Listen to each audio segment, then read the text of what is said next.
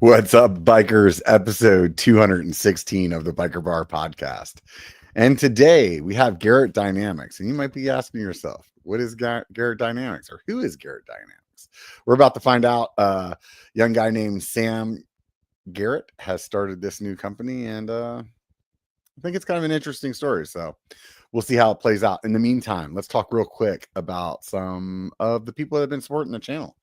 As you guys know, I've been riding RE bikes for the last year or so. And as you may not know, my Gen 1 Temp Peak has been in the shop for what seems like a ridiculous amount of time. So I've been really contemplating what e-bike to buy next. And I've been looking at their Temp Peak, and man, it really checks all the boxes for me. So it's 170 by 170. It's got up to, you can get it with an 800 battery. It has the new Bosch motor and an extender as well. And then the thing that's like always that I didn't know was going to be a deal breaker for me, but now it is if I can't put in a 240 millimeter dropper, then I'm not really interested. And that's what kind of like made me not so interested in the new Santa Cruzes, or even like the Crest line, which seems like a really sick bike, but I can't put a big dropper in it. And you can do that with the RE. So if you're thinking about it, swing by their website, take a look at it. Otherwise, go over to Cali Protectives. I have a code over there that you can use, B1 Cali 30, save 30%. Their Interceptor is kind of like their bread and butter enduro helmet. And I usually wear the Maya, which is a little cheaper, but I've been wearing this thing a little bit more often because they had a really cool colorway that came out that I was stoked about. And man, I'm grabbing this one just as much as my Maya. So if you're thinking about a new helmet, swing by CaliProtectives.com, use that code B1Cali30 and save some money. And if you don't see anything you like, at least you tried, right? And also, I've been wearing Tasco stuff, and they've just been a long time supporter of the channel. He just brought out some new gloves that have these little magnets in it. So you can keep the magnets keep the gloves together. Or if you're like, trying not to set them down somewhere or something like that, you could like stick them on a little stem cap that they sell, or stick them on the side of your truck while you're getting ready, so you don't forget where they're at. Then or maybe you walk into the garage, you throw them in your garage refrigerator, like they're just sticking there, and then you know where they're at.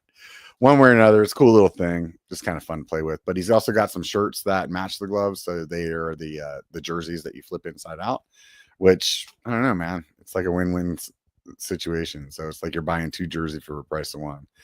You can go over to tascostoke.com and use the code B1KER, and it'll save you a little money, and maybe get yourself some new gear. Last but not least, I've been doing this EMTB fundraiser with a nonprofit called Disconnect to Reconnect, and we're trying to raise some money to buy a fleet of e-bikes to help veterans get out and ride. And so far, man, it's going pretty well, but honestly, we could definitely use some more support. So if you're thinking about maybe you want to donate something, swing by the site d2rvets.com and hit the EMTB fundraiser, or you can click the link that's in the show description. One way or another, anything helps. You could set it up for a one-time thing, or you could set it up for a monthly thing. That'd be rad. Either way, it'll be really fun to see this come together. And I think at this point we've probably raised enough for one, and we need 4 more bikes that we're trying to get. Or what is it? 4 bikes total. I think it's 4 bikes total, 1 in each size. Anyways, enough of that. Let's pull Sam on and let's talk about this thing these days. What's going on, Sam? Good. Not bad. How are you? Not bad at all. Just it's like every week you're like, man, I feel like I'm gonna be on top of everything I need to do this week, and then that week comes and you're like, well, maybe next week I'll be on top of it. Yeah. Always something, exactly. Man. So where in the U.S. are you located? I'm in South Dakota, Rapid City, actually. Say that one more time. For some reason it cut off. Rapid City, South Dakota. Oh, right on, man. Oh, wow. Yeah. You're up there. So in the Midwest, don't really have mountains there. Not much like mountain biking, but, we're catching up to some bigger places. So it's good. Yeah. So it's pretty flat there. I haven't been to that state. Yeah, it's pretty flat, but we're on the western side. So we have like the Black Hills. It's where like Mount Rushmore and like Crazy Horse is located. So I guess we have maybe 1,000 feet is like our biggest elevation drop. It's like hills. Yeah. But that's it's not good. bad though. It's I mean, fun. I rode this this mountain bike park in Texas, Spider Mountain, and Oh yeah, I've they heard. only had like 350 feet elevation drop, and it was super fun. And I'm Really? not even gonna lie, like when I showed up there, I mean, I live in Northern California, like we have, you know, 9 mile downhills or 14 mile downhills, you know, like pretty epic stuff. And I was kind of like going thinking that it was gonna be like not super fun, but it was. So it's really what you make out of it, you know? Oh, 100%. Yeah. Yeah. But Bentonville's another good example of that as well. So, how'd you get into mountain biking then? If it's like not really a mountain biking area? well, it was actually I asked my parents for a new bike for Christmas. I really wanted like a full suspension from Walmart just because I walked through and they looked cool. My parents were Yeah. like, "Oh, we should just go to like Shields and get you a Trek." I was like, "Nah, it doesn't have full suspension. It doesn't have the rear shock. I don't want it." And then Yeah. I just took the chance and then went and got that one. And kind of from there, I just started riding. And then I don't really know what happened. I just kind of took off. Yeah. Yeah. Yeah. Started How working at old a were you bike when you shop, got into mountain biking? probably 13. Uh-huh. Then I started working at a bike shop when I was 14. So, Oh, okay. So you caught the bug real good then. yeah, really good. It was a good What were you doing experience. at the bike shop? It's the start. It was just like sweeping floors, just being a grom, taking out Mm-hmm. garbage, just learning. But it was super good. A super good experience. Definitely taught me Mm-hmm. like a lot about just bikes in general. Then, like Mm-hmm. probably 2 years after that, like sweeping floors, started getting into maintenance, things like that. Then that's where it kind of took off even more. Right on. What did you like while you were there, you know, sweeping floors or whatever? Is that whenever you started kind of pondering like what you could do to like maybe make things better or something? Not really. I kind of grew up around like Legos, Mm-hmm. so I like kind of started like building and stuff like that and making stuff. And then I moved into RC cars. So RC cars kind of got me more mechanical. Mm-hmm. Then moving into bikes, I just like was a tinkerer. So I just wanted to do something with bikes and just playing around. And I can show you the first, but I Yeah. don't know if you have anything. So were you like always kind of like, how would I say this? Like an inventor type of person? Like you're always trying to like come up with something new or like I think so. Legos yeah. definitely like was the start of it. It's pretty powerful. Yeah, yeah, yeah. So I mean there's definitely like different ways to go about Legos. You know, I know there's plenty of people that buy like kits and then they just put the kits together and then that's kind of it. I know when I was a kid growing up, it was always more fun for me, particularly to like just build something out of my imagination.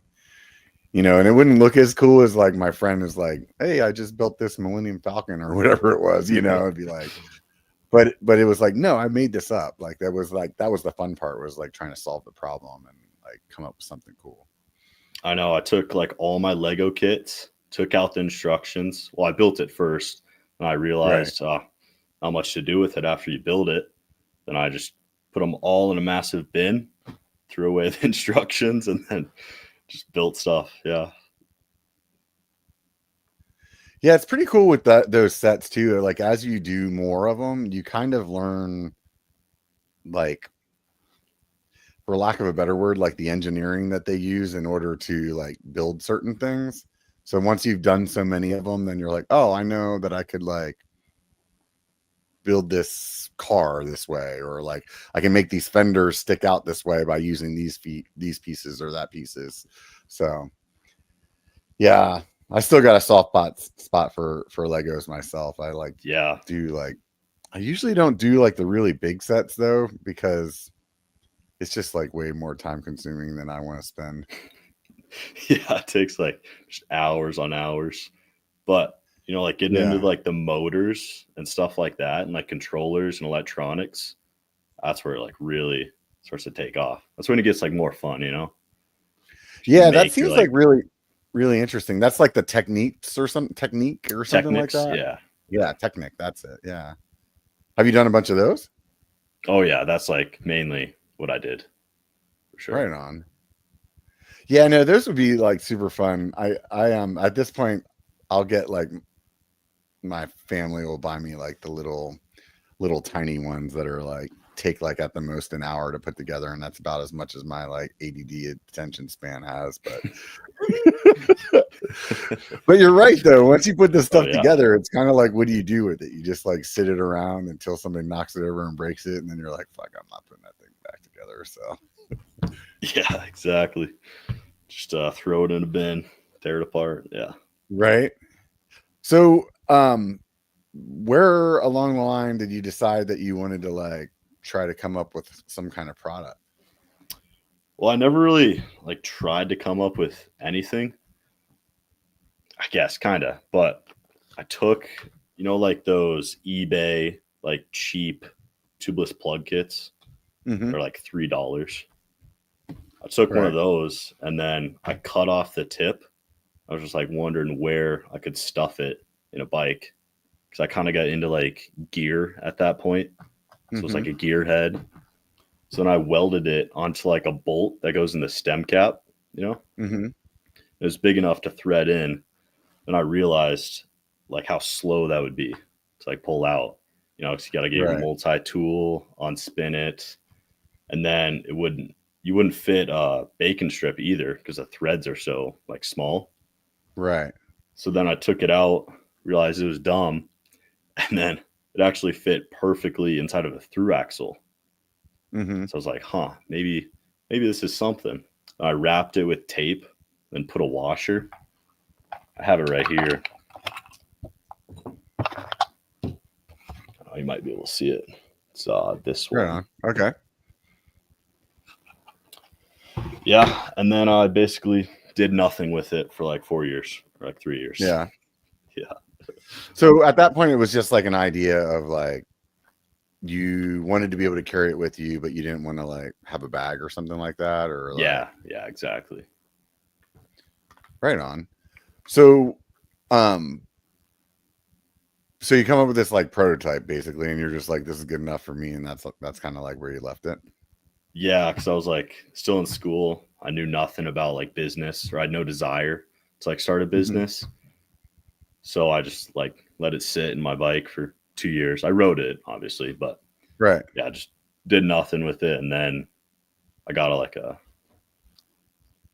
you call it? Just like motivation to start a business or something, like make money outside of like just a job. So, so at this point, when you first came up with the idea, you were like 16 or something like that. You're in high school. Yeah, I was like 15, 16.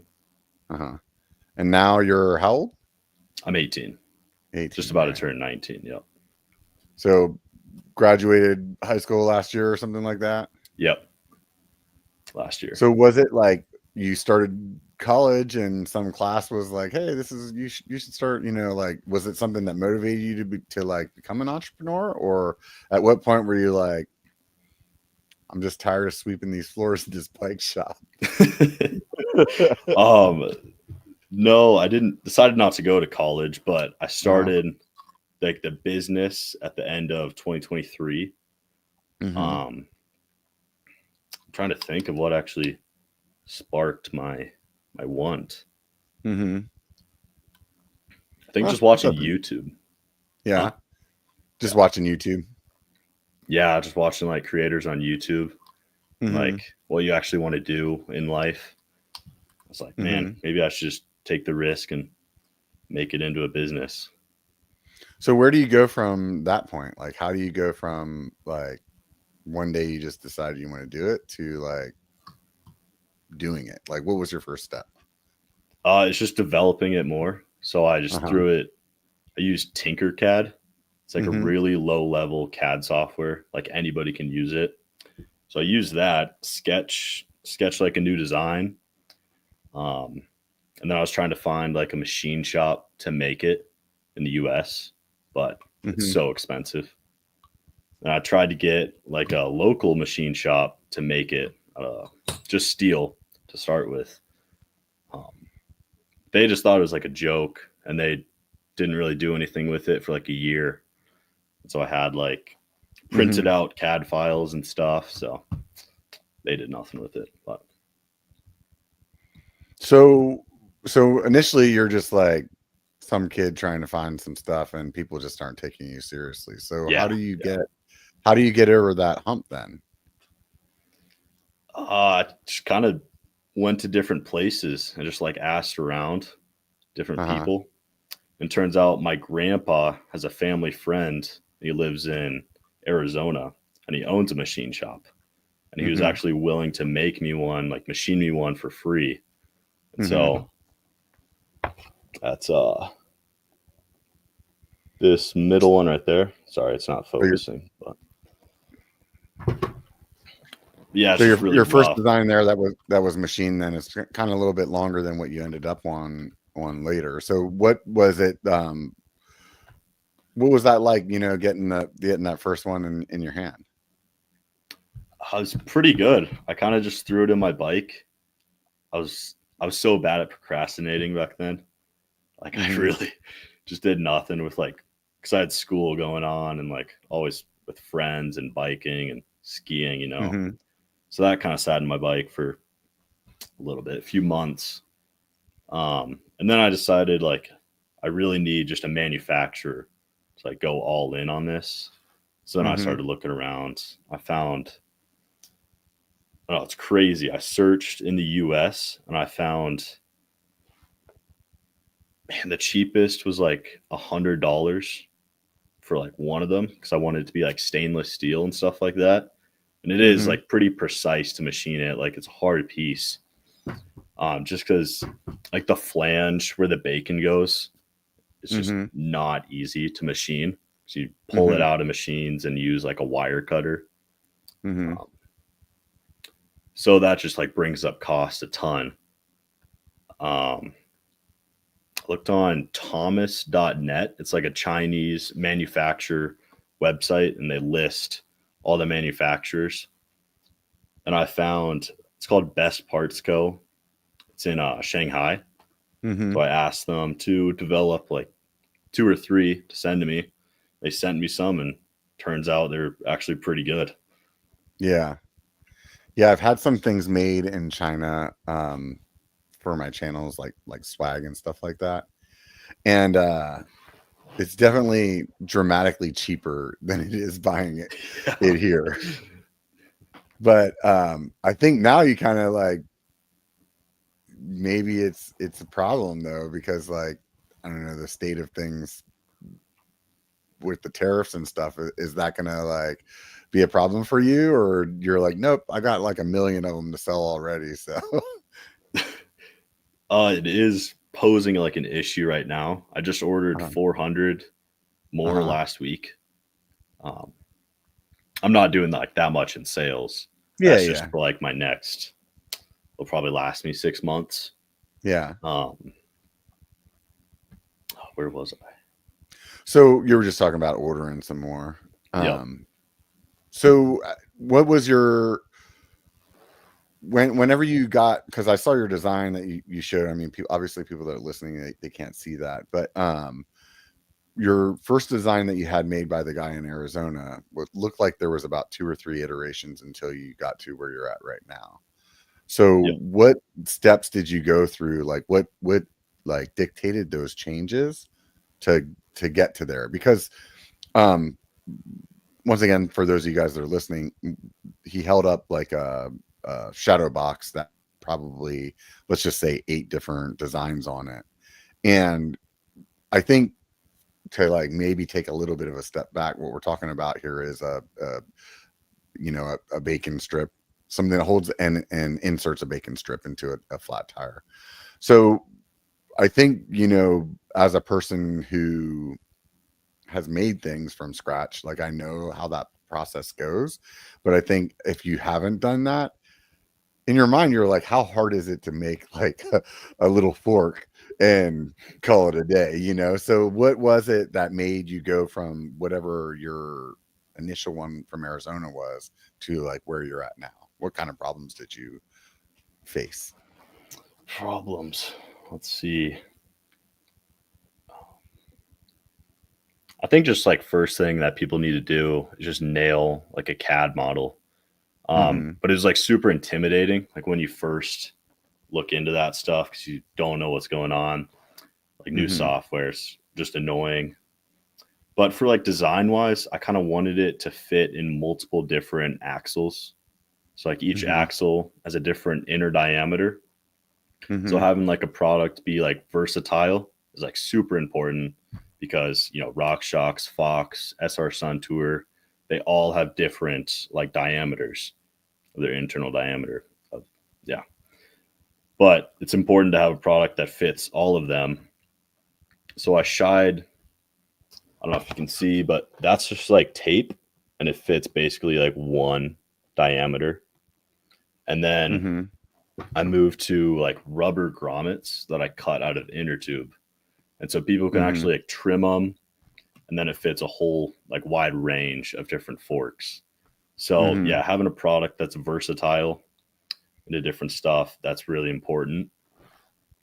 And then once you like nail the CAD file down, then it's just asking around basically, sending out emails, trying to find like the cheapest way to manufacture it.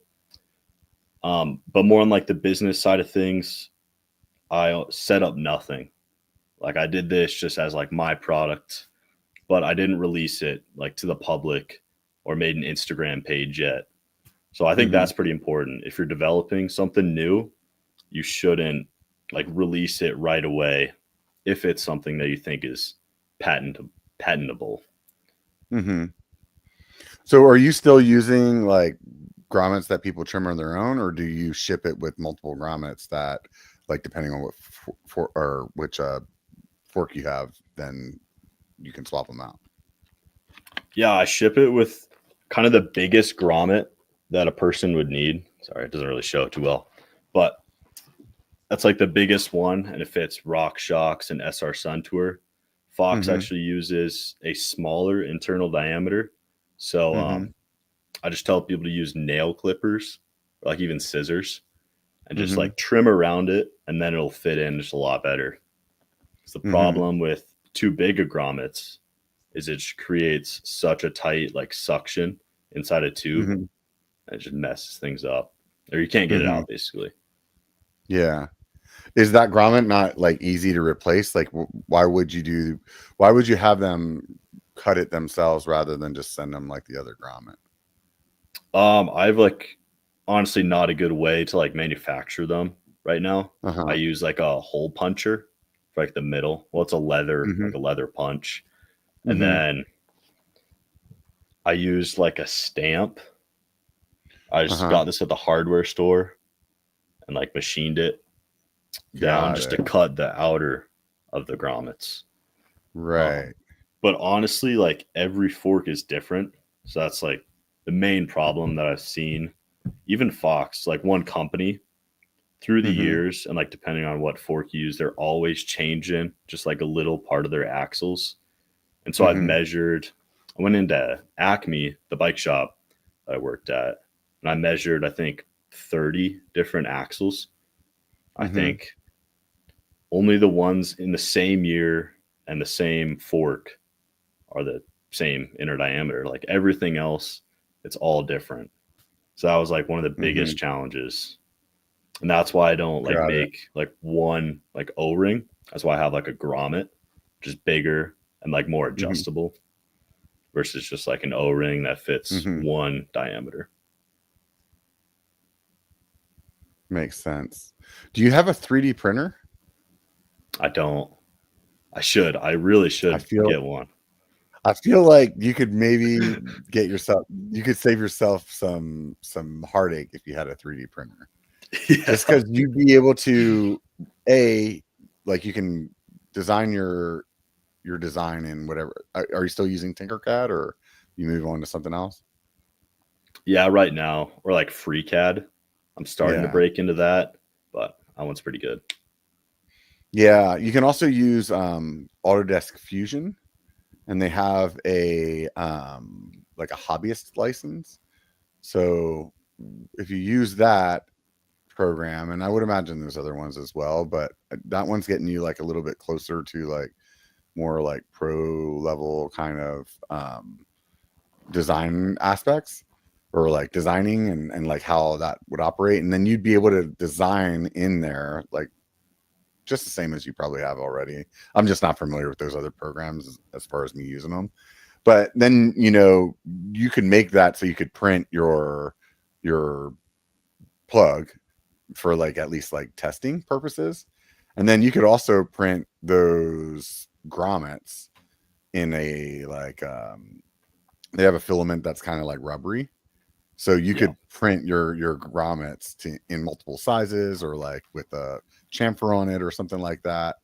And then maybe then like come up with a different design that would like make it so that so that like people don't have to like cut it on their own. And I mean, I don't think that that's like the end of the world that somebody has to do that. But in my mind, the thing that that I think about is like, so then what happens if somebody's cuts too much, you know? Yeah.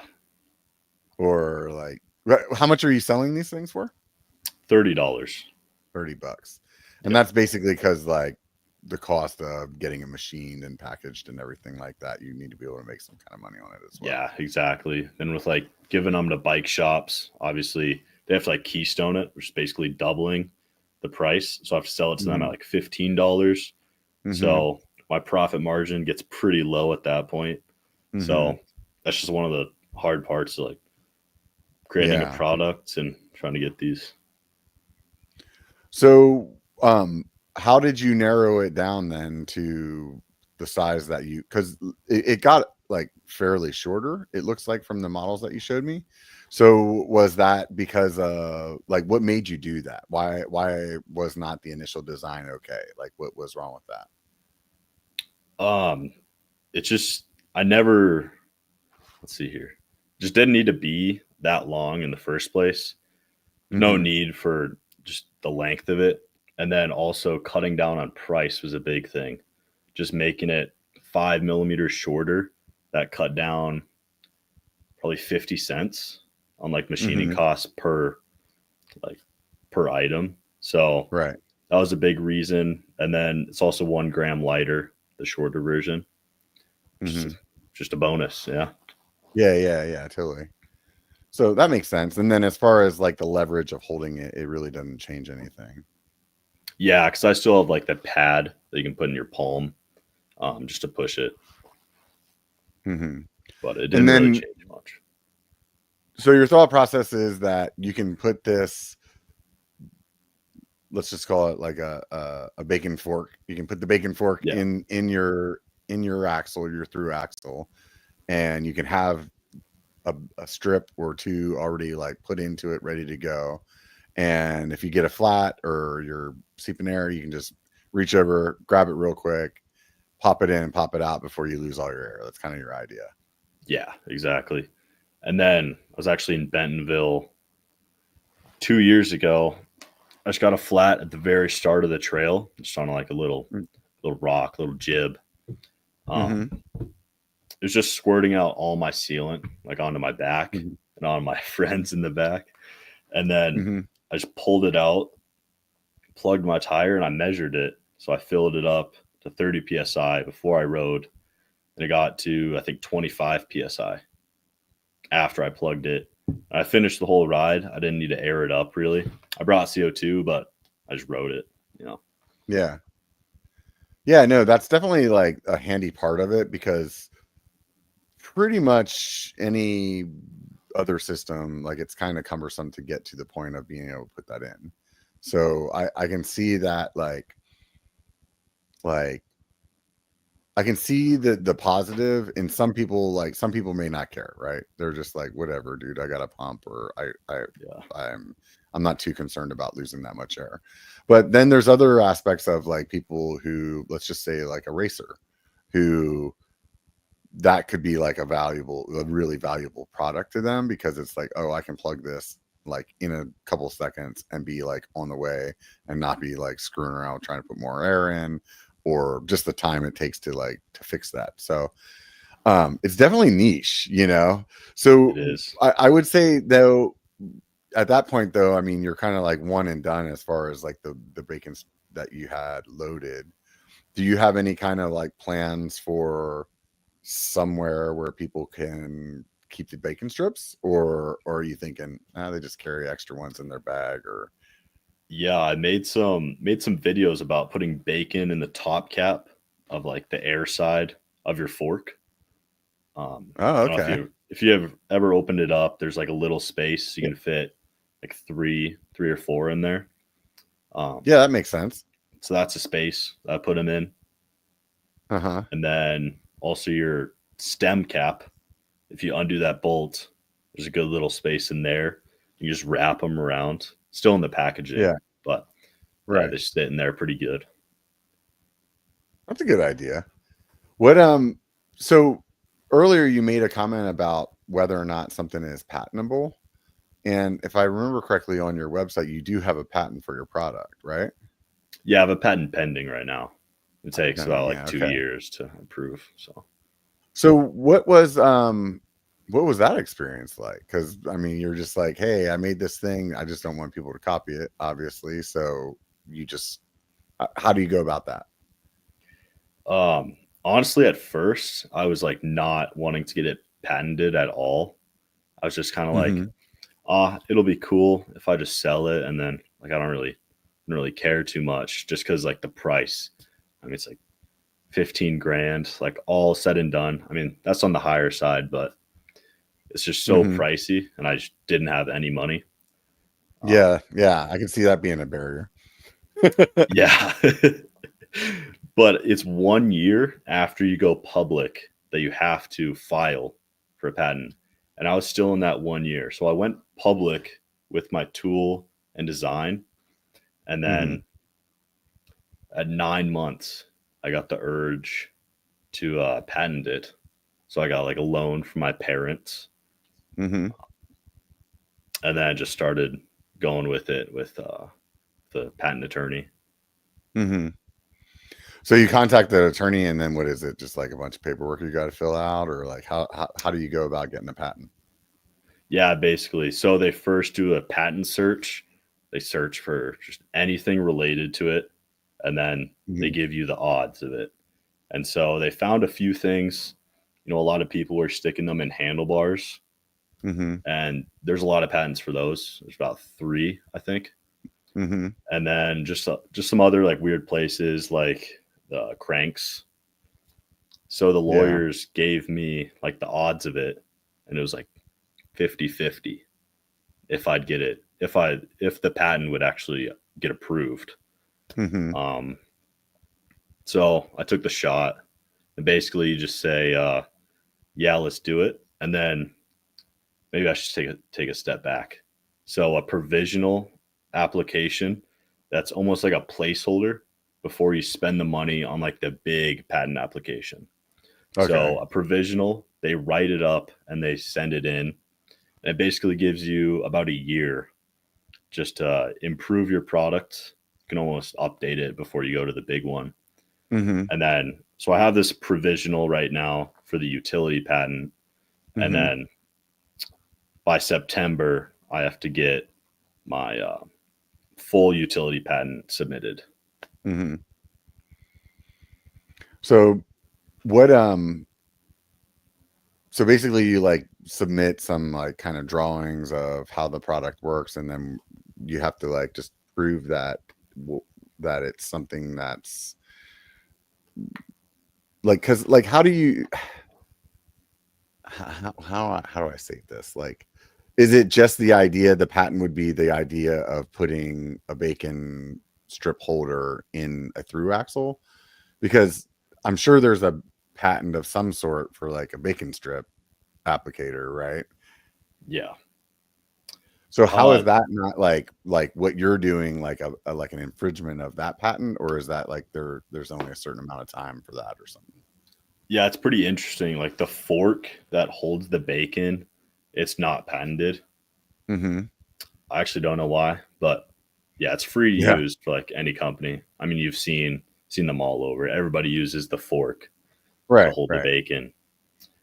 Um, but the design is a big thing, and like how it's actually held in the axle. That was Mhm. where you get into like the specifics. That's probably the most important thing, like how it's actually held. Mhm. So mine uses like two, what do I call this? Two slots to fit rubber grommets to actually hold it. Mhm. And Mhm. then I think, yeah, that's the biggest thing that they look at. Interesting. So then at that point, like, is your thought process as you're wanting to get the patent, like, what was your reasoning behind that? Was it like, hey, I think I'd like to be able to license this to somebody, or was the thought process like, I just want to keep other people from copying? Licensing was like a huge thing, and I didn't know about it at all when I Mm-hmm. started, when I didn't want a patent. And then one of my mentors, he just said, yeah, you can license this out to companies. It's basically just income coming in without working because Mm-hmm. you get royalties, maybe like $1 per piece. And then Mm-hmm. if you have 20 companies selling these, it's like some good money. Not Right. great, but just another Yeah. income. Yeah. Yeah. But yeah, that was a big thing just to help me get to that. Yeah. Uh-huh. So how long did it take you to get through the, like, submitting, like reaching out to the lawyer and then like getting your provisional to like where you are now? Was that like a couple of years, or what's the process look like? Well, I had a pretty strict deadline because you have a year from going public, Mm-hmm. and so I So would went. that would mean like from the time that you like posted online to like Yeah, say you're trying to sell it? Okay. yeah, I made my first post. I think January 2024, and that's when I went public on my website, my Shopify web Mm-hmm. store. And so from that point, I had a year to file my provisional, and so it was December 27th, like 2024 is the deadline. And I contacted the lawyers November, like 15th. Yeah. So, so Just I a kind little of felt, procrastination. oh yeah, yeah. They were like, yeah, pretty short time to get all this done, but we can do it. Uh-huh. So about a month, yeah, I texted them, well, emailed them, got everything sorted out, and they drafted it up in like a month. Mm-hmm. So what were your expectations at that point? Like when you posted it online, you're like, hey man, I'm gonna put this thing on my Shopify account and tomorrow I'm gonna wake up and I'm at 1,000 orders. Or I mean, yeah, everybody like on YouTube, all like the gurus, they talk about, yeah, like web stores and just like e-com stuff. uh-huh. It's like I knew I wouldn't have any sales overnight, but I expected, man, maybe 10 in the first week. That'd be pretty Uh-huh. sick. Yeah, just nothing for Nothing. like 3 months. Yeah. Right. Why did you decide to use Shopify instead of like just like maybe like doing an Etsy store or something like that? Just ads. Like I see their stuff all the time because I was Mm-hmm. just starting to search up on like Google, just like web stores and things like that. And Mm-hmm. then with just YouTube, just watching Mm-hmm. other creators like run e-com businesses and things like that. Everybody Mm-hmm. seems to use Shopify, and it connects like a lot of different softwares, so that's pretty Mm-hmm. nice. And then, yeah, I think it's pretty easy to set up. It's just pretty good. Yeah. Yeah, and if you get like a certain number of followers on YouTube, then you could add the YouTube shelf, which would integrate with Shopify. So then you'd be able to sell your product to people right there. So they like say you're making a video of how to use your stuff or whatever, then it could be there. So yeah, no, that's pretty interesting. Um, what at that point, so I mean, I know like you as well. Like I put together a Shopify store, or not Shopify, but like a Etsy store at one point. I was like, I'm gonna sell some stuff, man. I did the same thing, and I was like, next day, let's see how it goes, and Yeah. yeah, nothing happens. So obviously you have to be able to market whatever you're doing. So I'm sure you kind of got like a reality check of some sort, like, okay, well, it's just not going to just start selling just because I put it out there, right? So what was your plan then at that point to like, how do I market this? I kind of just got into like content creation. That was like my biggest thing. I didn't get into paid ads at first. I just wanted to learn how to like create content. Also, like warm outreach. So like texting like my friends, see if they want it because they're bike shop or they're mountain bike riders, things like that. And the bike shop I worked at, they were interested and they bought, I think, 6 to start with. So that also jump started it. But mainly just creating content on like Instagram. That is my biggest thing. How have you seen, like, how's your response been to that? It was pretty good. It was really slow at the start, but then I got into like kind of storytelling. I made a video. It just said like, this is day 45 of starting a mountain bike business at 18. And it just took off, got like 16,000 likes. And then that jump started it for sure. And that got me I think like 6,000 followers from like one video. Right. So then that really good. starts to show you like, oh, okay, well, if I can repeat this, then I can continue. So did any of those followers or that particular video, did that in turn, like, do you like convert into sales, or was it just like, okay, I'm building a social following? Not much sales, honestly. Man, maybe 5 per month.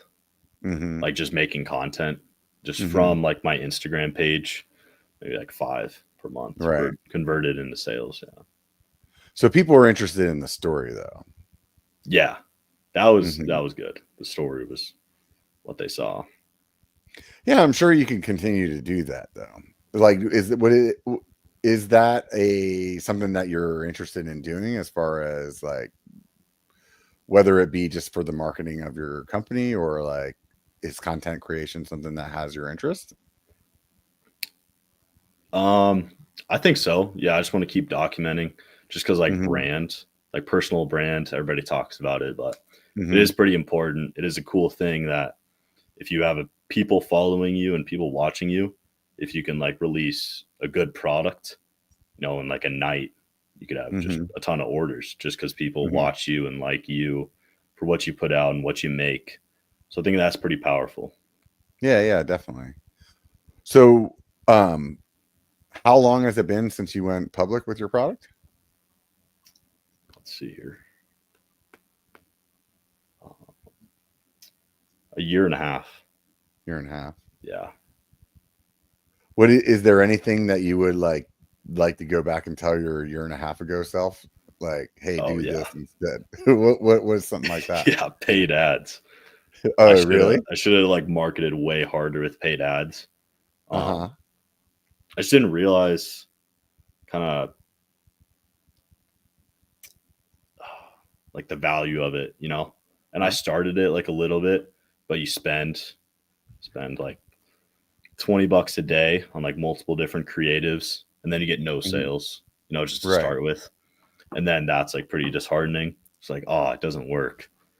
Yeah, no, not at all. But so then what changes that then? How did you go from, let's just say you spend $60 a day and you're not getting any sales, like real quick, you're like, well, this isn't going to pencil out if I'm not selling anything.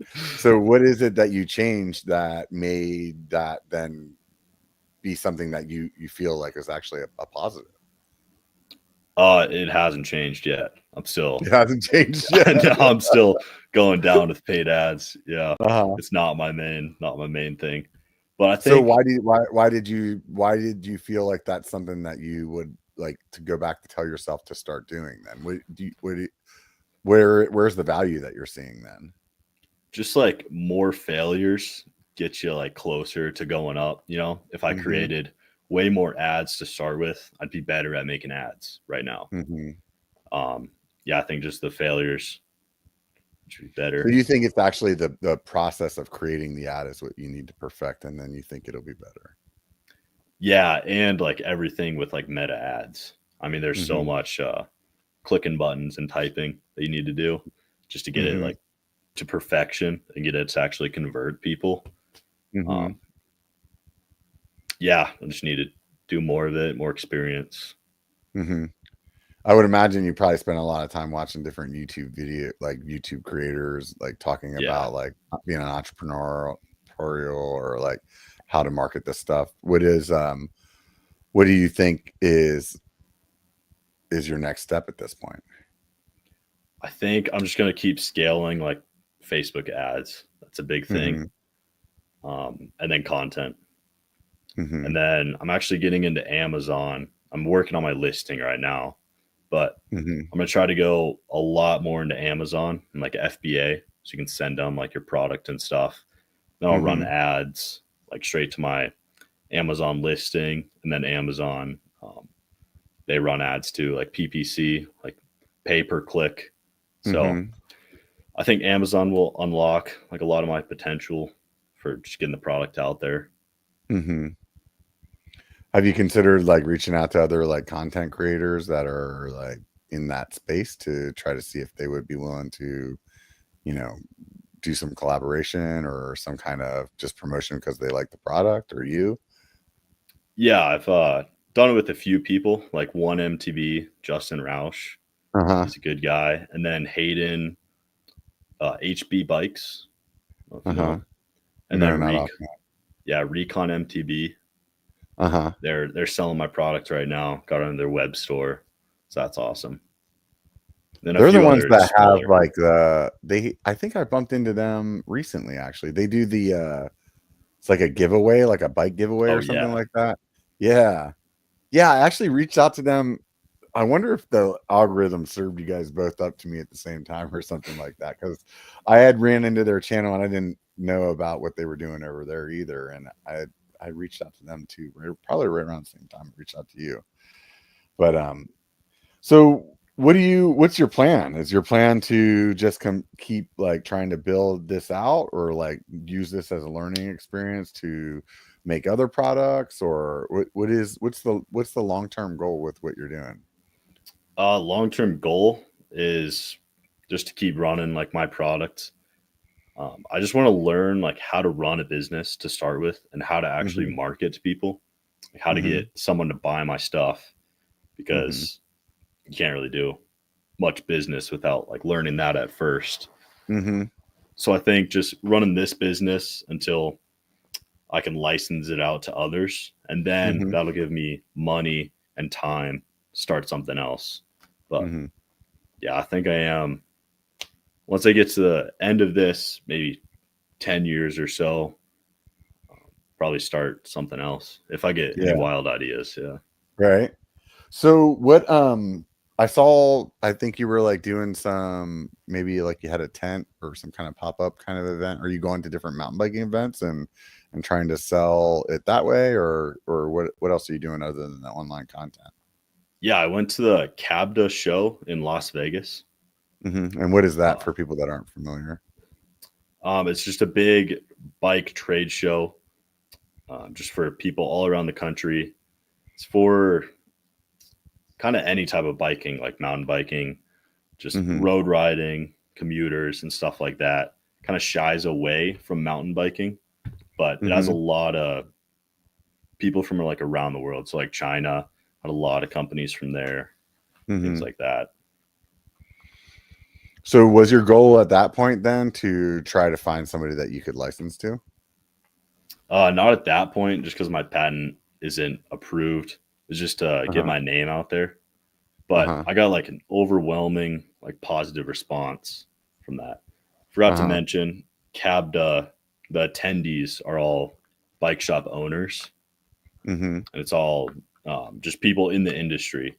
So it's not just so it's kind of like Interbike used to be then, basically. Yeah. They like replaced Interbike and Frostbike.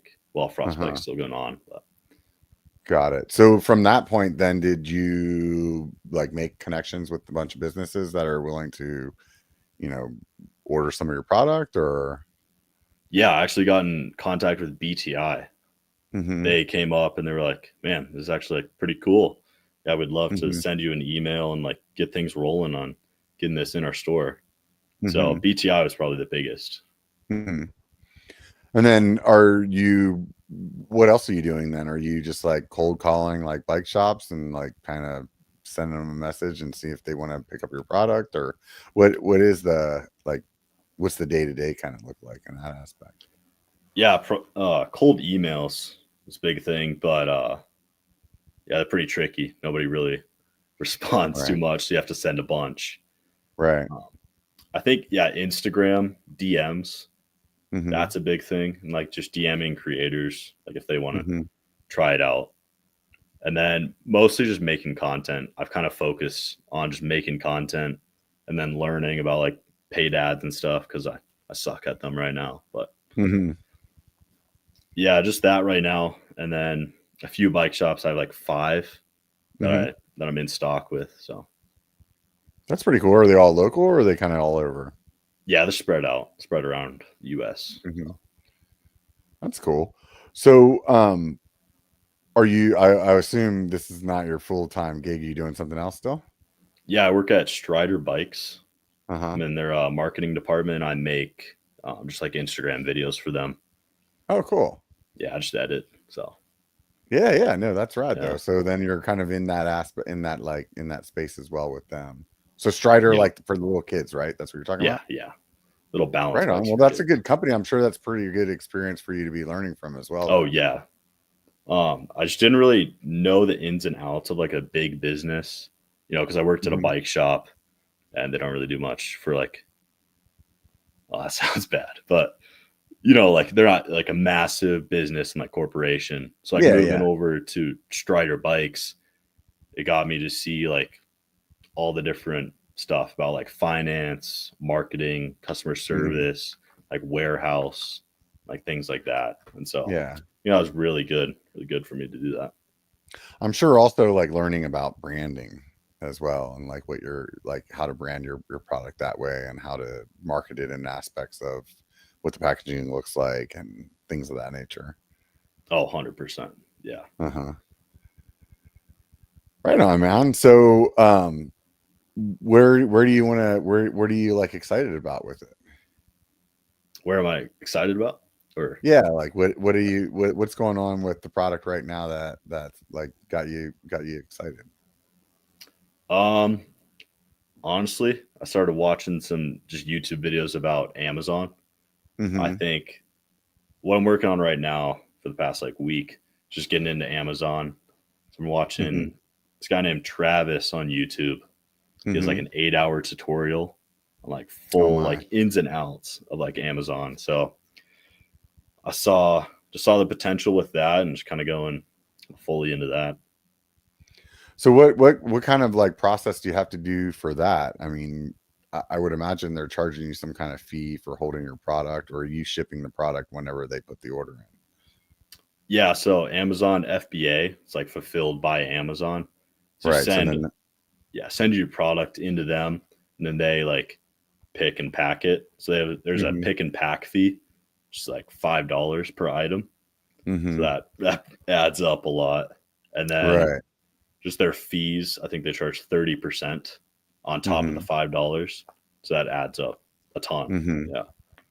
So it's right. about $15 of like fees and expenses before any marketing costs to get into Amazon. So Wow. honestly, they take a big margin, but I mean, just with like Prime is the biggest that Hmm.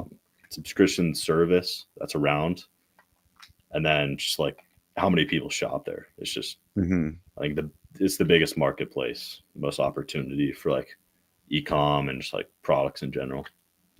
So when you're paying for, do you pay for if you pay for advertising through Amazon, is that just giving you a better like response on where you're at on the click list, like of the like the search list then?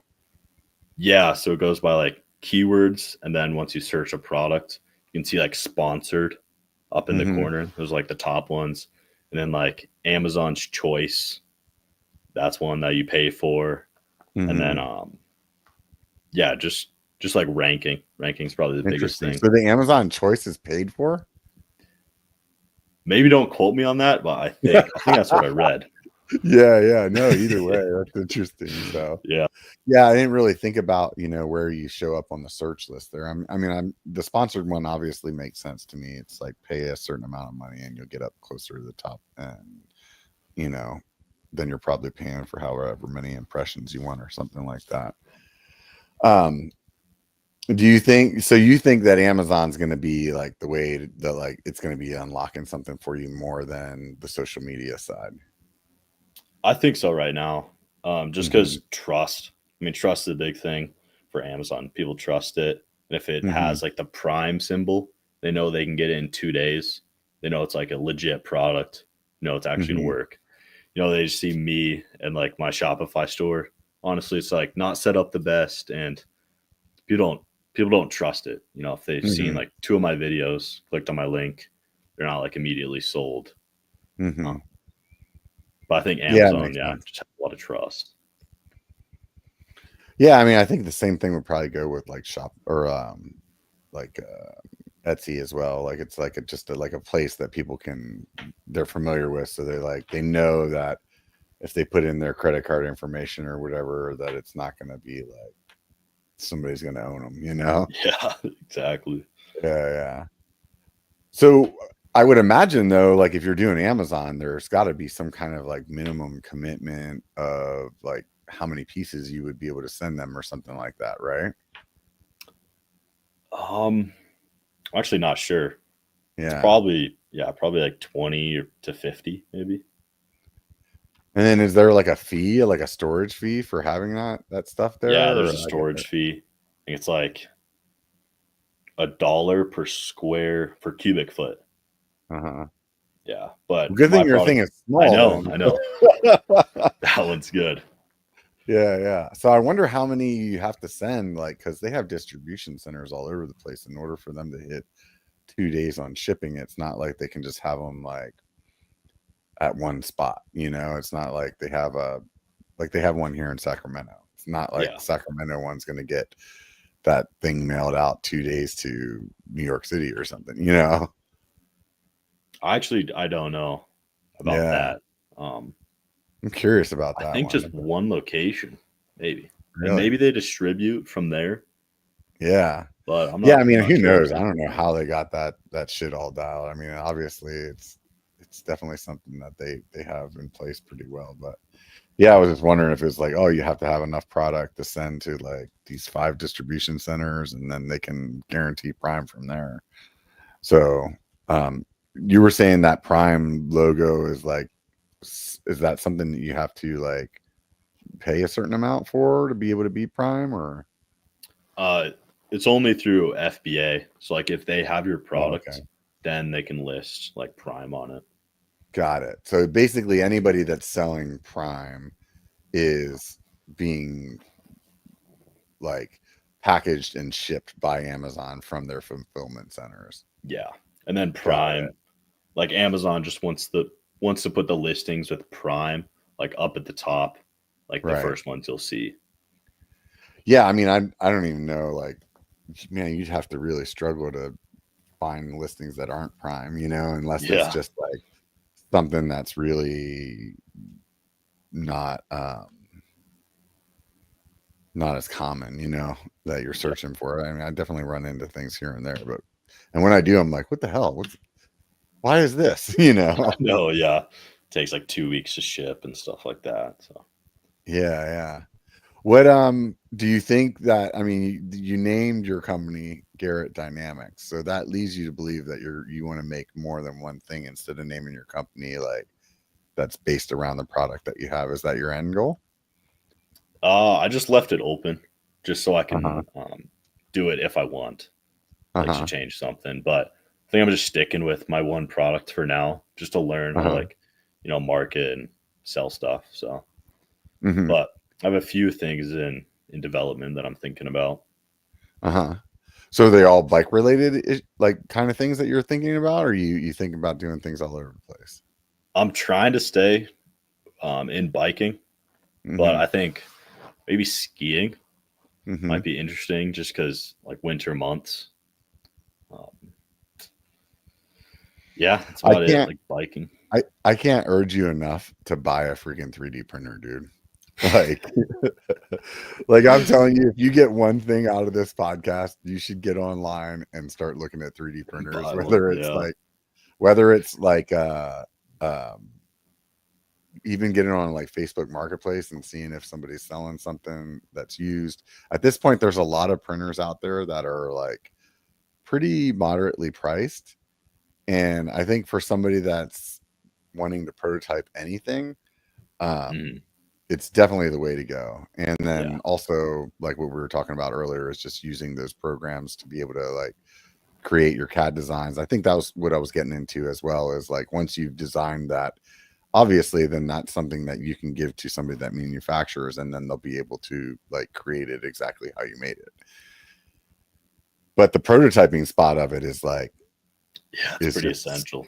yo, dude, it'll change your world, man. Because Yeah. instead of you having to like, whenever you had your first idea, right, like you could print that whole thing and put some tape on it and then be like, oh well, it needs to be this much thicker, so then you just change your design and print it again, and it costs you pennies, and the same thing would go with like whenever you're refining things down the road. It's like, oh, I need a grommet that is exactly 13 millimeters wide that has a hole in the middle of it of 3 millimeters.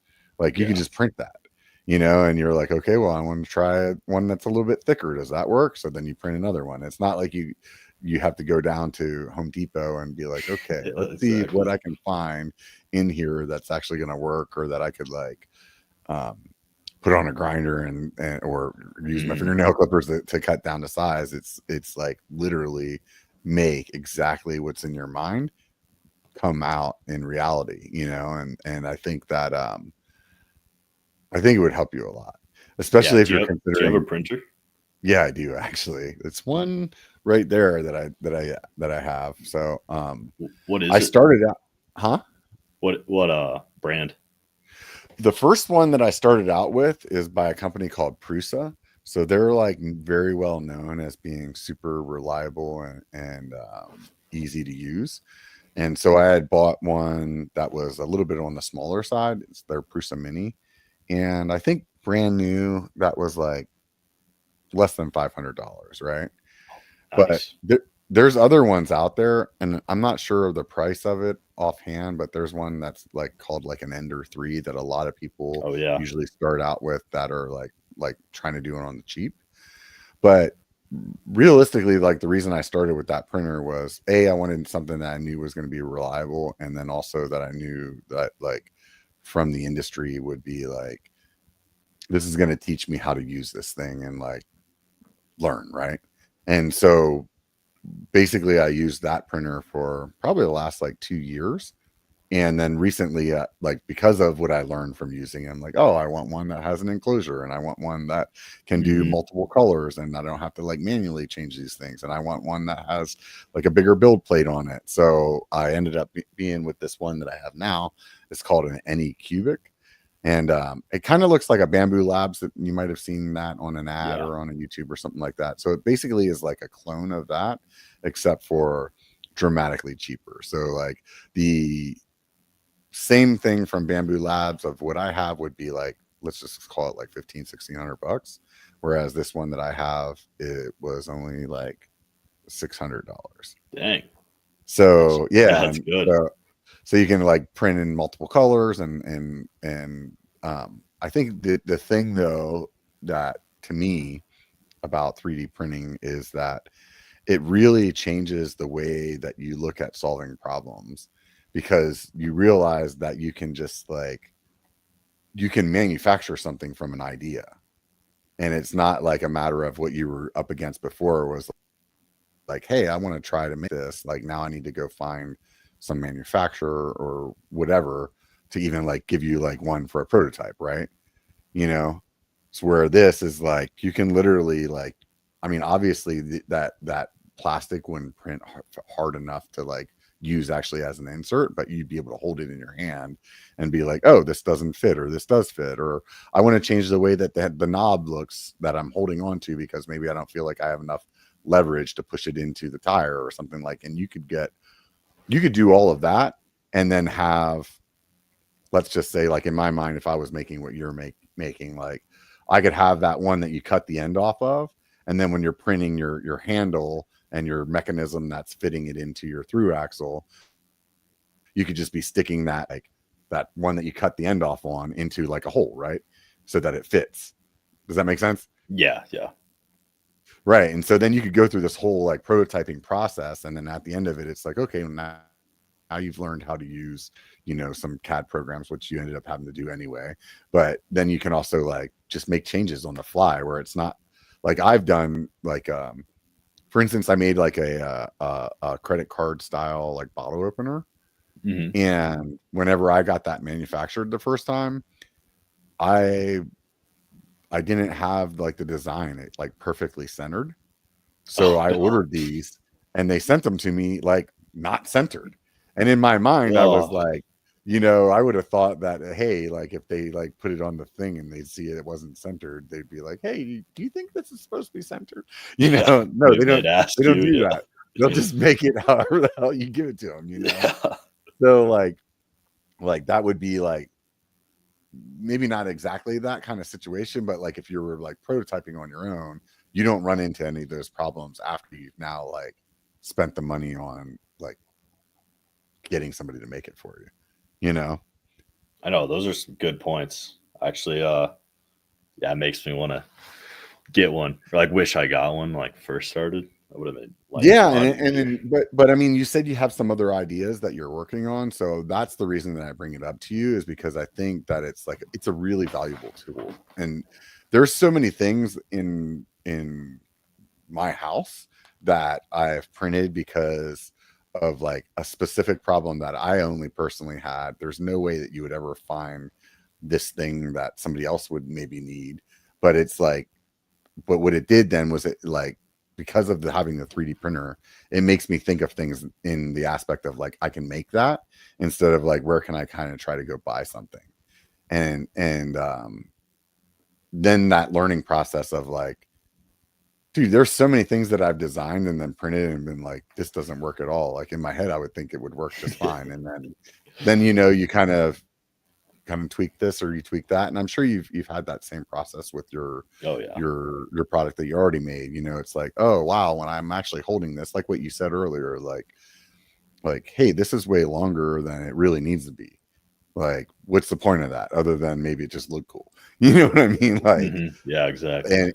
And like, well, is there value in it just looking cool? Maybe, or is it like, hey, well, like you said, if I cut it down by 5 millimeters, it will be, this much cheaper. So like, well, what if I cut it down by 10? But then you're like, okay, well, if I cut it down by 10, then it doesn't like have good leverage to be able to push it in there.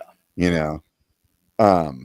But those are all things that you could like just really do like in that prototyping stage, kind of like with the printer, and maybe like things aren't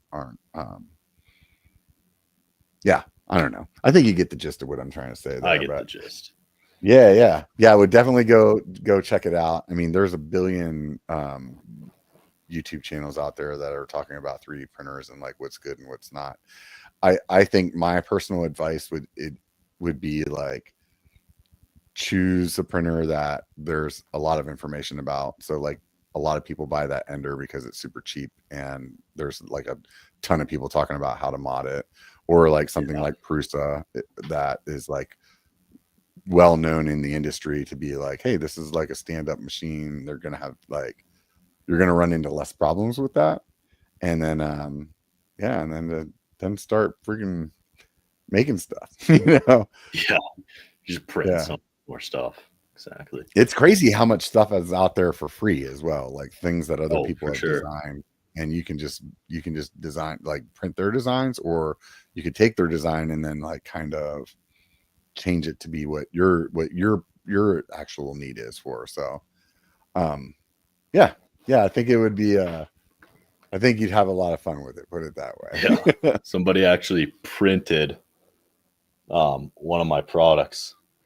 Oh, there you go. Then I got one. Yeah. They Oh, that's cool. kind of stole it a little bit, but yeah. So the person printed like a basically a something that fits in there, but then they use like something else for the metal or something, or yeah, they just bought like one on just eBay, just like those kits, and then cut off the tip, then printed a handle, and then epoxied it inside the handle. Interesting. Huh. It wasn't out to the public. It was like, okay, it was a weird situation. So my boss at the bike shop I worked at, he was trying to show me how I needed to product it, or that I needed to patent it, and that somebody could just easily steal it. So he paid a customer of the bike shop like $100 to make like 20 copies of my design. Oh, and no. So the customer of the bike shop like printed 20 of these, and that's what I showed you. And then brought them in, and then he showed me at the shop, and I was pretty pissed off. I was like, what the hell? Yeah. And I don't think like the customer has a business, like the guy who printed it and makes like little things for mountain bikes. Like he could have sold it if he wanted to. I didn't have a patent. My boss paid him to make it, and he could have listed it on his website, but he's a good guy, so he didn't do that. But it did show me that somebody just can easily steal it. So that's just funny. Yeah, that's the weird thing about that stuff, you know. And I think, you know, honestly, like with the patent, it just protects you in the aspect that you would be able to have something to litigate against, you know, but doesn't necessarily stop somebody from trying to make it and like, hey, we sold 1,000 before you got away with it. You know what I mean? Yeah, exactly. Yeah. There's another company that might be infringing on my patent. Do you know the Robert Axel project? No, I've never heard of it. Pull it up. So it's something similar. Yeah, it's pretty similar to mine. So if they were infringing on your patent, then what's your recourse at that point? Do you have just like your patent lawyer like send them an email or something like that and try to scare them off? Or yeah, I want to be like friendly at first, because you know, going into court, I mean, it's so expensive. It's honestly like not worth it. Right. Let's see if I can present. No, I don't think it doesn't matter, because for the most part, people are listening to this as a podcast. Yeah, okay, I gotcha. It, so it doesn't matter. So the point of the matter is that there's some other products out there that are similar. So, yeah, exactly. Did you talk to like your lawyer at that point, or you just talking I did. Kind of like, I talked to my attorney about that. They said, you know, best just to play it like friendly and just talk it over, because like I don't want to lose my money. They don't want to lose their money. But honestly, I don't know if they've been sitting on this design for a while, because then, you know, if they filed like a provisional patent before mine, then I would just be done. Like I'd have to just like quit everything then. Right. So that's interesting.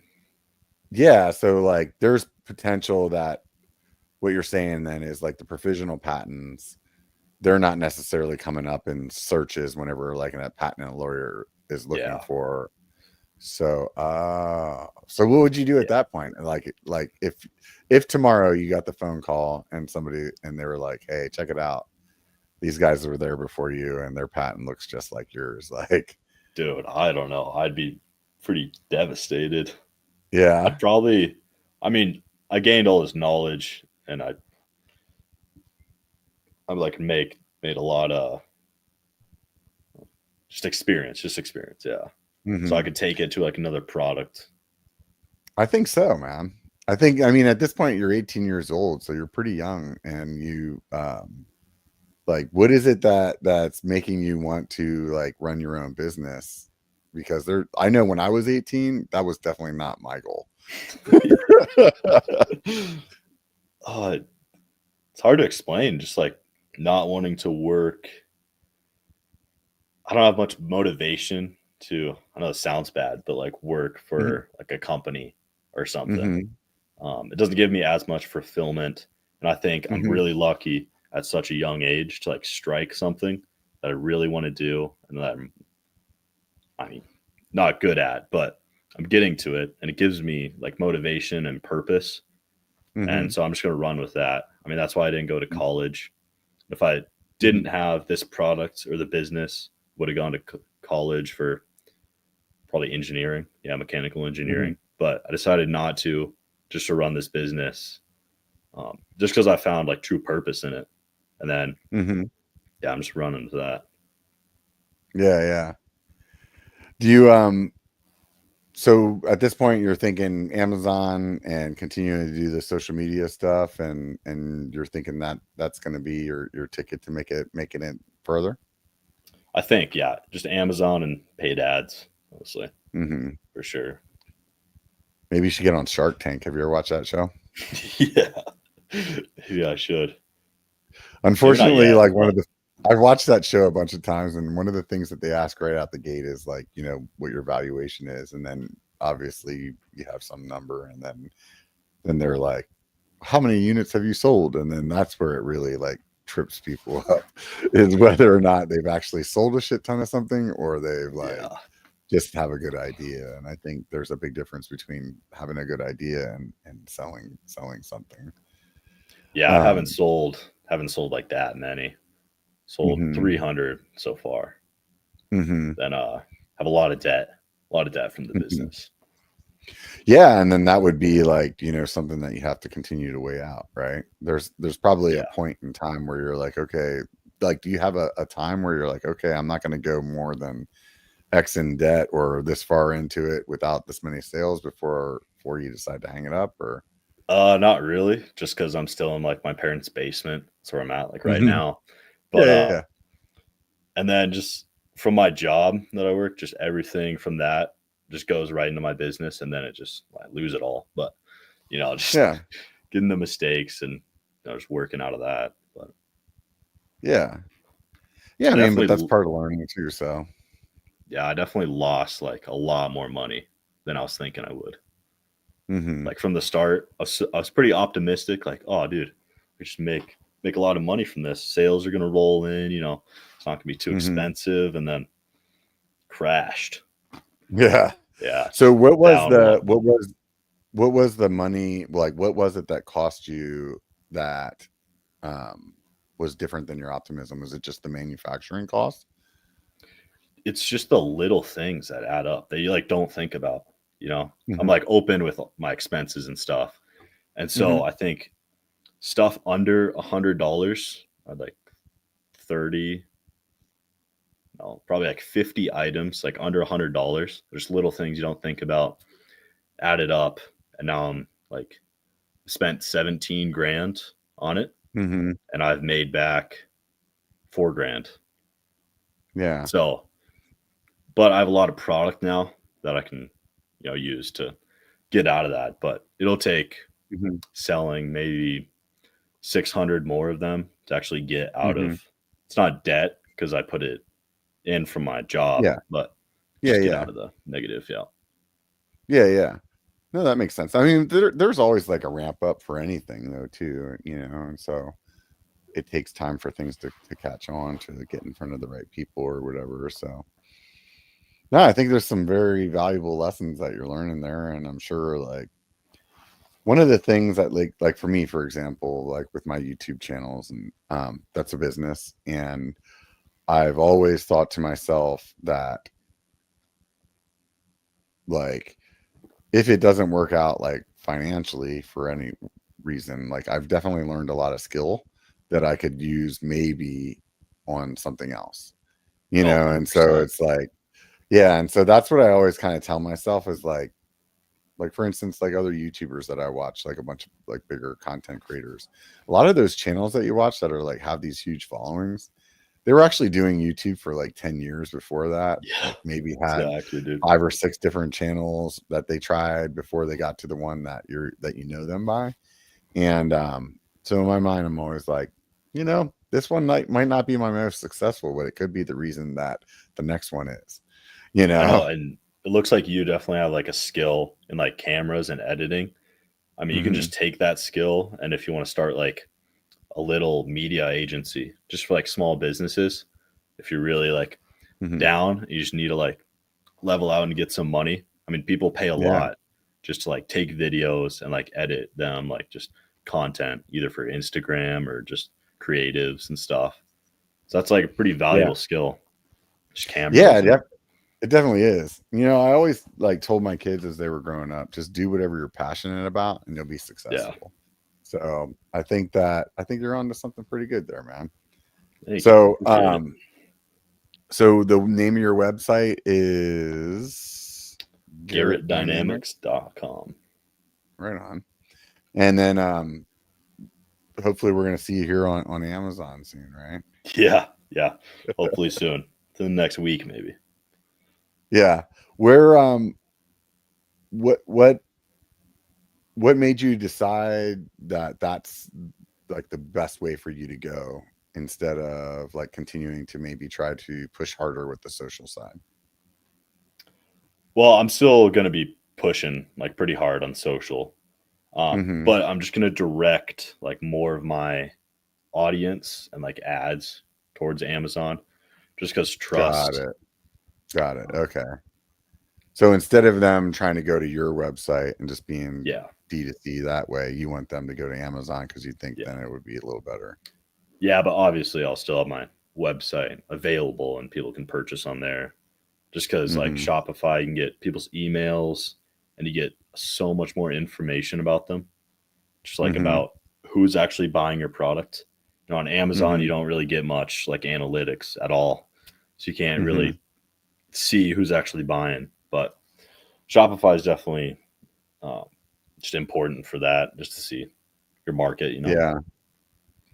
Yeah, I think you'd probably be best off, or not best off, but I think another good venue is like what I was talking about earlier, is other content creators that are in the space and, look at it as marketing money. And it's like, hey, if I send this 20 of these out to X amount of people, like how many people is that, or is their audience going to get it in front of, regardless of like, instead of just being your audience.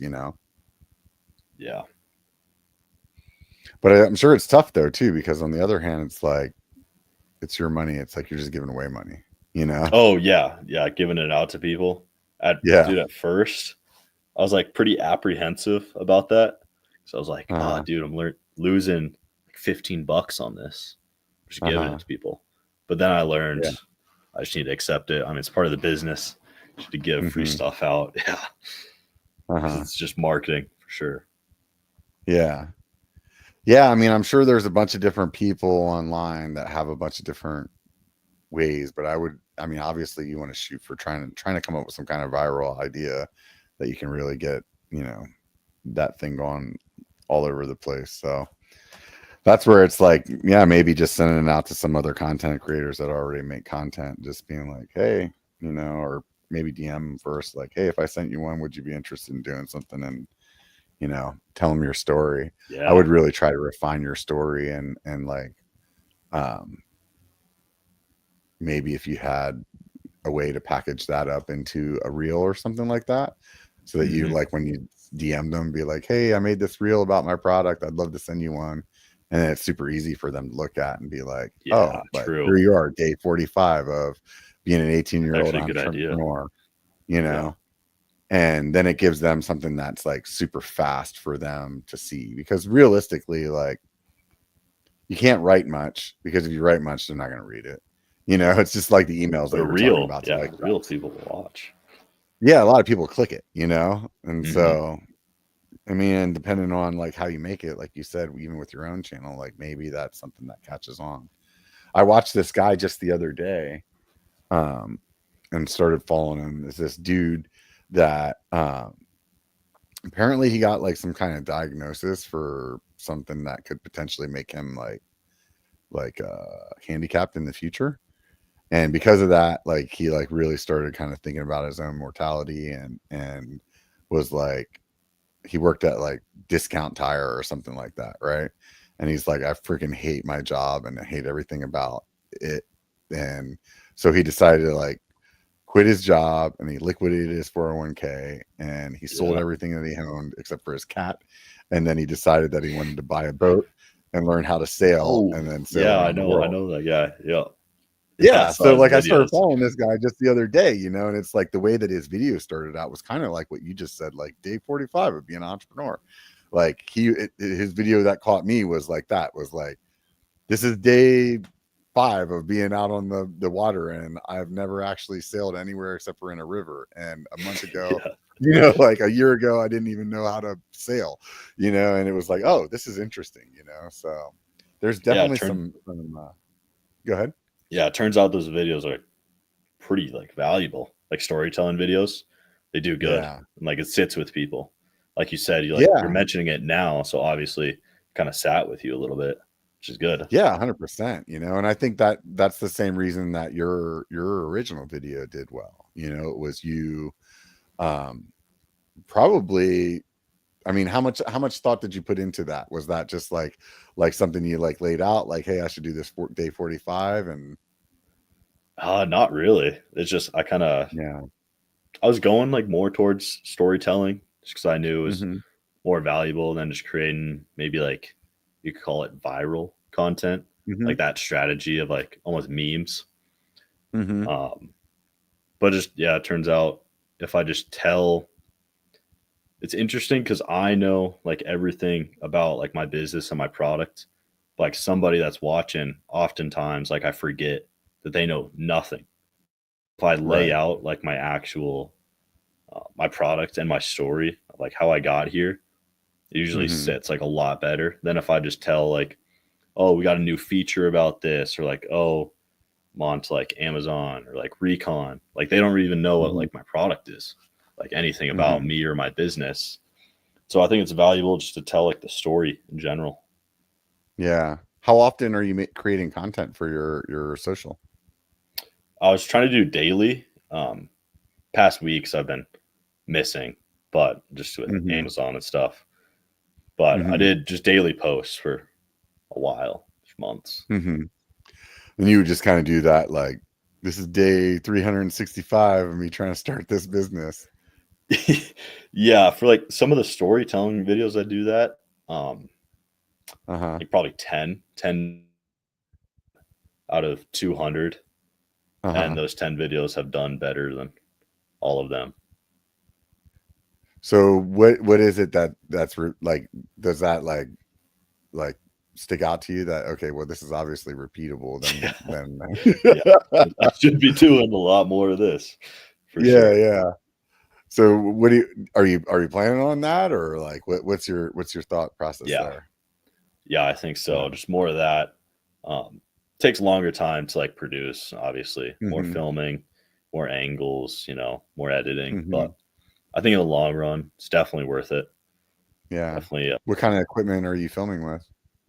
I have a Panasonic GH5, like my film camera, and then I use Filmora, Wondershare Filmora for editing.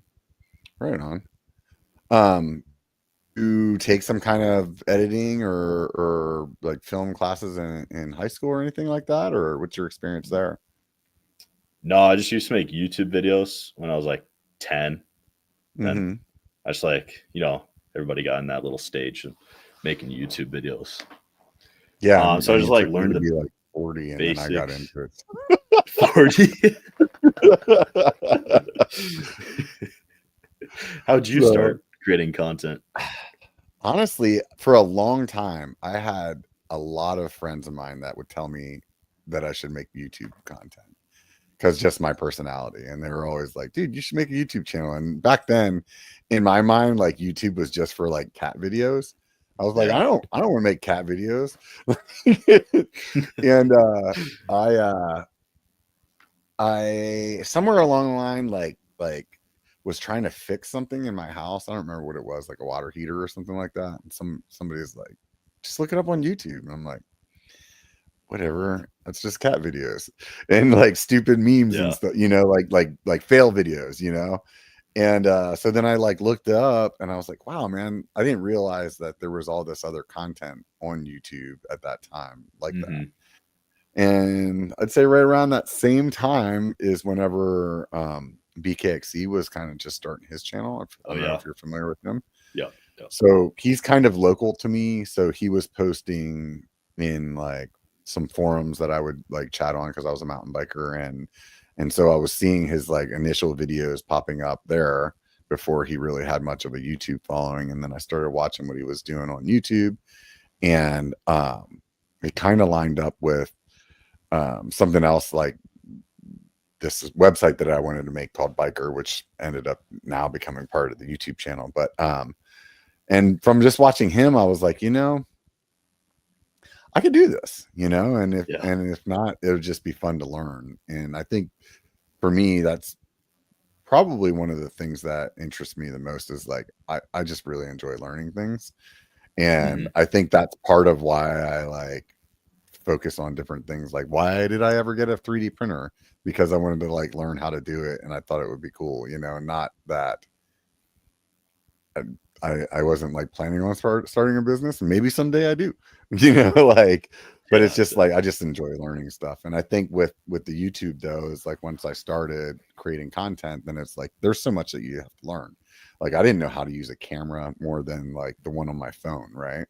Yeah. So I remember even buying my first GoPro and it's like, what frame rate do you want to film at? I'm like, I don't know what the hell that means. Like 24 frames or 30 frames or 60 frames or 120 frames. I'm like, I don't even know what any of that means. You might as well be speaking like Spanish to me, So it's like, learn how to use a camera, sorta.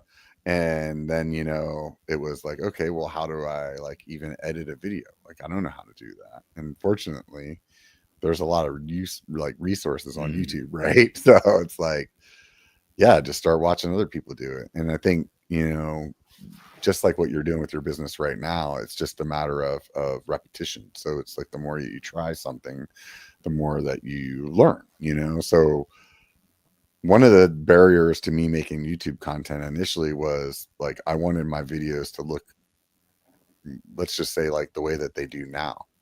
But unfortunately, like, you can't go from zero like experience to somebody that's been doing it at this point. I've been doing this for like 7 years or something like that. Dang. Like, you can't get there overnight. Like, it's impossible. Oh yeah, like, exactly. You can't. Yeah, you have to fail, and you have to do things wrong. And like, so it's really admirable what you're doing with your business, is like going out and trying at like 18 years old. Like, that's, to me, I feel like that's like a sign of what your success will be, is that you're taking that chance, I appreciate it. Yeah, definitely. There was a guy I had on. Go ahead. Oh, sorry. No, go for it. Did you start filming like mountain biking first, or did you like do something else before you started filming mountain biking? No, I definitely started with mountain biking. And my original idea for Biker was, there was this other guy that did, like, he wrote trail reviews like with words, and like that way, like before you rode somewhere, like you could read that and he'd like, tell you like, hey, there's some, weird turn about 3 miles in that you got to pay attention to or something, like maybe a couple pictures or something like that. And that guy stopped doing that for some, so I was like, oh, well, like I can do that. So I can go out and take some pictures, and I know how, like, I'm pretty good at writing. So I was like, oh, that'll be fun, and at the time I knew how to web design. So I was like, I can make a website and we'll do that. So I originally had bought a GoPro then, so that I was like starting to see GoPro videos. I'm like, you know what? I could just film this and then like put that video there, like next to the write-up. So like if somebody wanted to see it, they could see the trail. And in my mind, I wasn't thinking about YouTube in terms of like having a YouTube channel. Like, any of that content that I made originally, I was just putting it on YouTube and making it unlisted so that I could use YouTube to host my video, so that I didn't have to have my video like hosted like on my own web server. And so, but then, you know, I kind of got to a point like what you did, where it was like I got to a certain point and then I didn't do anything with it for years. So it was just like, just talk about it. You know, I'm sure you did that with your buddies. Like you're like, oh, I'm going to make this product and like someday I'm going to do it. And then you'd like, that conversation would be over and then that would be it. So it really wasn't until I started watching like BKXE go through his process. And I was like, I'm going to give this a shot, you know? And I want to say that it was Jordan Boostmaster had a video on like how to like make a YouTube channel. And one of his like points of advice at that time was like just to start. And I just kept like hesitating because I was like, I wanted everything to be like perfect, right? And just starting, it was actually the best advice that I could get, and it's still the advice that I give to anybody that asks me at this point. It's like just start, you know. And because there's so much to it, man. Like there's no way you can like come out of like swinging. Like even if, like I feel like even if you went to school and got a bachelor's degree, right, in like social media freaking creating, you still, your first video is like highly unlikely to go viral. You know what I mean? It's highly unlikely for it to do anything. You know, so like it just takes so many shitty videos just to get out of the way, just to get your experience. And just understanding. I mean, it's like you even watch like conversations that Mr. Beast had as he was learning, and you know, dude, he had videos where he just counted to like 100, something like that. You know, it's like this guy cutting a table in half. Yeah, it's like nobody watched any of his content for years and years and years, and now this dude is like making, like, he's like the first YouTube billionaire, I think is what they were saying. Like, it's just insane. Crazy.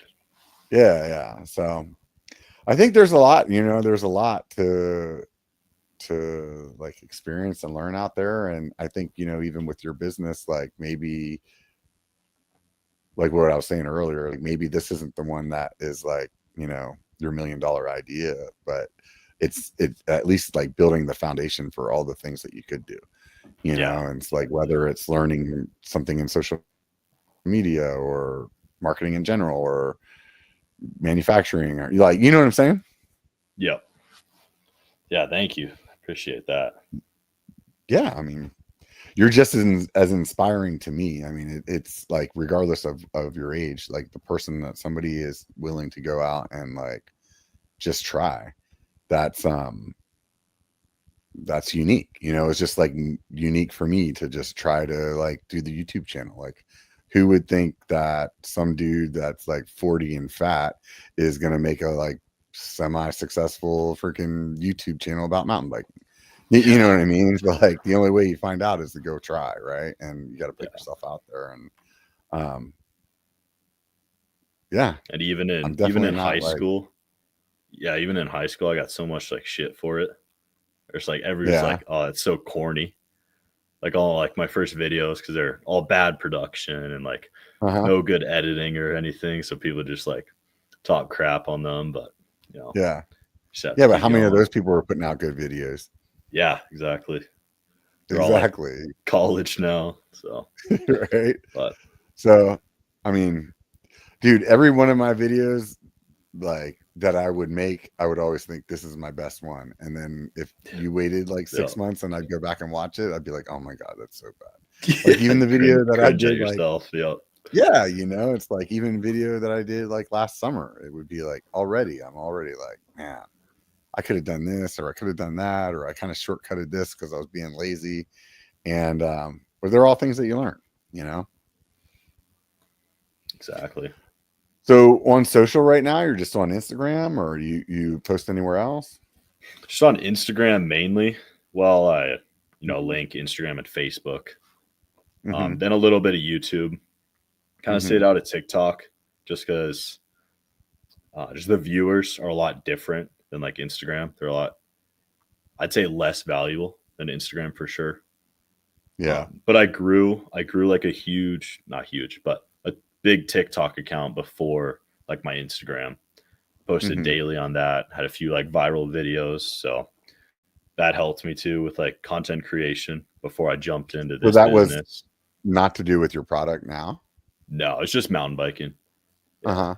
But you got a pretty good channel going on over there. Yeah, I got like 8,000 followers. Yeah, that's good, dude.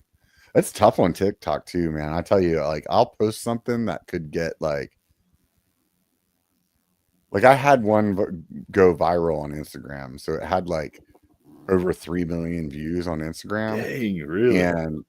And that same video on TikTok got like 1,000 views.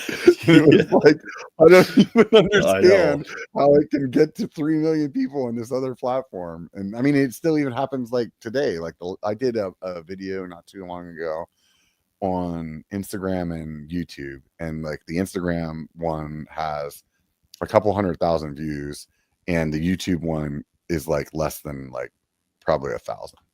And it's like the exact same video, and I don't understand like how like that just like hurts my brain to think about. Same thing, like a video get like 16,000 likes on Instagram, then on YouTube it got 10 likes. Yeah, same video, a different song because copyright, but it's just funny. Yeah. I think that's part of the thing with Instagram, and I think YouTube is trying to like make that different now. But I think that's part of the thing with Instagram is that like trending audio really helps a video like one way or another. You know what I mean? Yeah, for sure. And just reels. Like if you only I only post reels. I maybe have like 5 actual posts and then like 200 reels. So yeah, it's interesting. What did you learn from your other channel that like really helped you with the business then? Maybe just the value of posting daily, because the algorithm really like rewards you if you just post consistently. Yeah. Do you feel like that's accurate with Instagram just how to create? YouTube?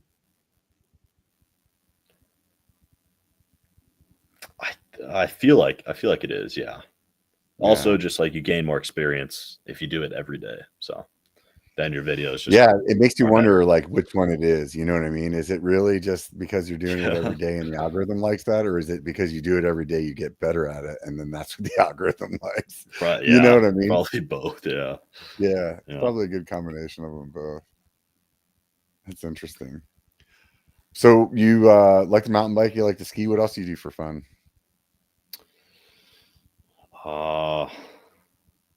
Bike, ski, make videos.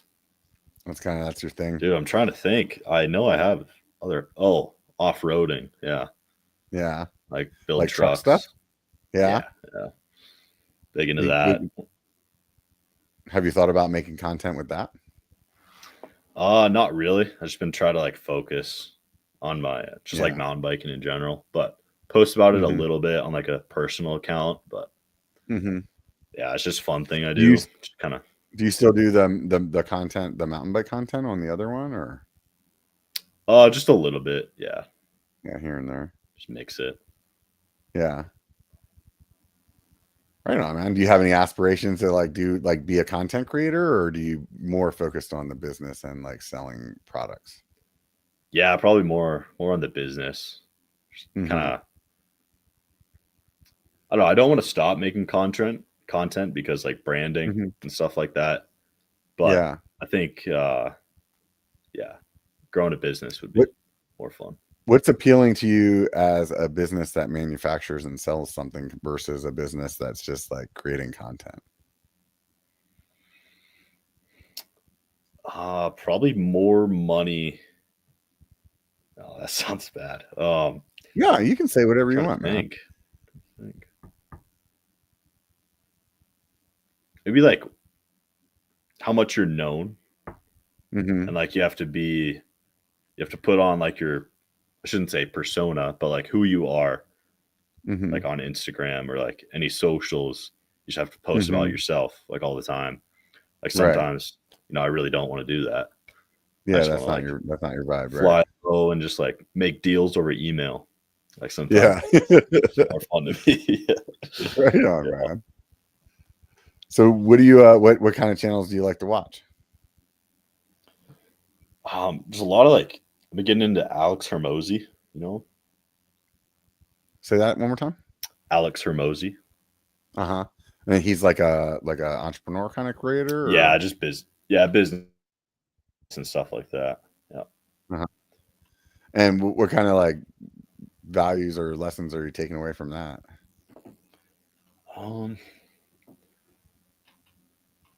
It's kind of hard to describe one thing, but it's like Yeah. business in general. He's probably saved me a lot Uh-huh. of money just from like Mm-hmm. mistakes and like where I should like put attention towards and what I should spend my money. But I think that's pretty powerful, just like learning from other people. And there's so much value on YouTube. Like there's so Yeah. many videos on how to do something. I think, Yeah. if you just watch and just like, just try How watching do you like more decide? educational. Yeah. Yeah. How do you decide who's like telling you something that's like worthwhile versus somebody that's just maybe full of shit? Yeah. It's totally up in there. Totally up in the air. There's no, you can't distinguish it. You just gotta just Right. think about it like in your situation or Yeah. just by your, like what makes sense in your position. Yeah. Definitely Yeah. second guess what people say and just, Yeah. try to make it. Yeah. Right on, man. I hear you, dude. Well, we're like pretty damn close to 2 hours at this point, and Sounds good. I think that no, dude, I think that's been super fun chatting with you, man. It's really interesting. I had another young guy on just a couple of weeks ago that is like making a bike brand, and he was like 3D printing and like manufacturing, like trying to manufacture a bike. Who And was that? the name of the episode is called TBD Bikes. And unfortunately, right at the very end of the episode, his internet went wonky and we kind of had to cut it off. But yeah, you should check that one out, man. It's another young guy and just trying to make his way. And I think it's really interesting to see people with that kind of drive at the age that you guys are. And, and I watched your video. I don't know which one it was. Maybe it was day 345 of running a business, and but I watched that and I was like, you know what, this is interesting. I thought it would be fun to talk to you and see like what's motivating you to do that. And I think it's been a fun episode. And for any of you guys that are out there that are listening and are curious, go check out his website, GarretDynamics.com. There's a link in the show description as well. And the best way to support a business is to buy the product. So if you like it, pick one up. Right on, man. Well, I really appreciate. Yeah, go for it. Yeah, thank you for having me. I really appreciate like you taking the interest in like small creators and stuff like that. It shows a lot for you and like what you're doing. It's really good. I appreciate it. Yeah, you know what? There's like an aspect of me is like I always want to try to help people, and I think that I may not have the biggest platform, but I have a platform. And if I see somebody that I feel like I can help out and you like, I need to have an episode this week. So here we are. Right. So either way, like I said, if those of you guys that have listened this far, definitely swing by his website, take a look at his product, maybe pick one up. And if you don't want to do that and you just want to do something for free, remember, it only takes a bike to be a biker. So get out and do one.